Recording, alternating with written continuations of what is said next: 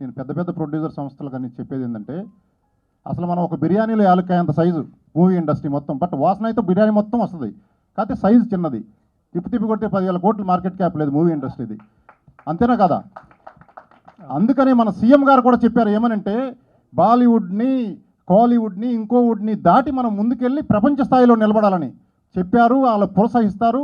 We should appreciate the government. దానికి మనం ఏం చేయాలి? రెగ్యులర్ పందాలో మళ్ళీ వెళ్తే ఎట్లా? ప్రొడ్యూసర్ మీద ఒక్కడే భారం, వాడు ఎక్కడి నుంచి డబ్బులు తెస్తాడు? సినిమా ఆడిద్దో లేదో టెన్షన్, అది అయిపోయాక ఇంకో సినిమా హార్ట్ అటాక్లు వచ్చి పోవటం, సొంత ఇల్లు అమ్ముకోవటం, ఎవరో ఎంటర్టైన్మెంట్ కోసం ఒక మనిషి ఎందుకు కష్టపడాలి? నేను అనేది ఏంటంటే, ప్రతి billionaire in the world stock మార్కెట్లో లిస్ట్ చేస్తున్నారు.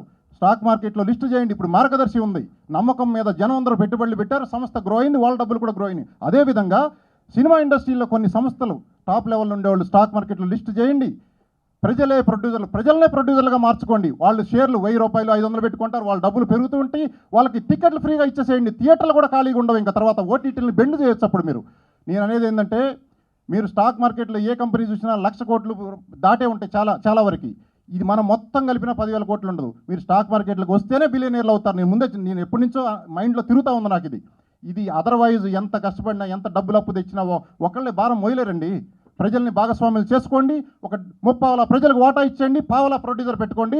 ప్రజలే తీసుకెళ్తారు సినిమాలని. ప్రతి కంటెంట్ గుడ్ కంటెంటే, బ్యాడ్ కంటెంట్ అనేది ఏముండదు. 2 గంటల ఎంటర్టైన్మెంట్కి బ్యాడ్ గుడ్ ఏముందండి? 100 రూపాయలు పెట్టేదానికి ఇలా పాప్కార్న్ తింటే ఇలా గంటలు అరిగిపోద్ది. అలా ఏదో ఒక సిగరెట్ హెల్త్కి మంచిది కాదు, అదే 100 రూపాయలు పెట్టి తాగేస్తున్నారు. అలాంటిది 2 గంటలు ఎంటర్టైన్మెంట్. ఎంతో కష్టపడి ప్రొడ్యూసర్లు ఇంటర్నేషనల్ స్థాయిలో అవార్డులు తీసుకునే స్థాయికి వెళ్ళారు. కానీ బట్ ప్రొడ్యూసర్లు డిఫరెంట్ డైరెక్షన్లో వెళ్ళాలి. నాలాంటి వాళ్ళని వాడుకోండి. మా జూనియర్ బిట్స్ పిలానీలో చేసిన ఆయన స్విగ్గీ అనే బచ్చా కంపెనీ 1,00,000 కోట్ల మార్కెట్ క్యాప్ అది.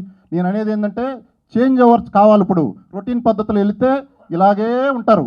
మోస పద్ధతి మార్చుకోండి. నాలాంటి వాళ్ళని పిలిచి డిస్కస్ చేయండి. ముందు మూవీ ఇండస్ట్రీ ఇది చేయటం వల్ల 100 మంది కాదు డైరెక్టర్లు, టెక్నీషియన్స్ 10 times 100 times పెరుగుతారు. అందరికి ఉపాధి కూడా పెరుగుతుంది.